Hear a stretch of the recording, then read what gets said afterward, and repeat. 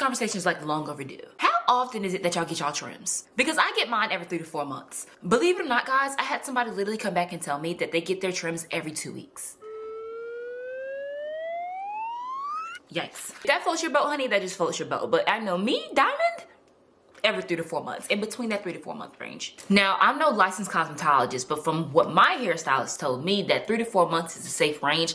I try to book my appointment maybe like at 3.5 mark. What bugs me the most about this conversation is that most people think that split ends are avoidable. Now, that may float your boat, but I know for me, I have had to get an inch or 2 cut off before because I avoided my trimming appointment. It's crazy how you try to avoid the split ends, but they always come up with a way to find you. And when they do, book that appointment so they can snip, snip, snip, snip, snip. If you haven't seen a microscopic split end, it is disgusting. If you're somebody with trypophobia, I do not recommend you go in and look. I think the most common worry when it comes to individuals in booking their trimming appointments is they don't want to cut off their hair that they just work so hard to receive. Understand, somebody who suffered from both heat damage and color damage, that is the number one thing that's on my mind. In fact, that's the number one thing on my mind right now because my trimming appointment's tomorrow. Please pray for me.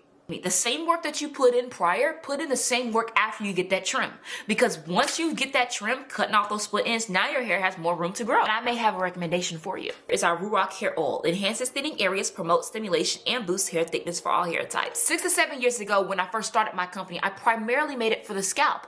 But there are 3 different ways that I have learned that you can utilize this product. Can also be utilized as a hot oil treatment and can be utilized on your hair shaft, but not on dry hair. If you decide to put this on your hair, apply it during your LCO or lock method that I explain on my page or on my lives. I recommend you grab you a bottle to take all those worries away. This is Diamond Monroe signing off.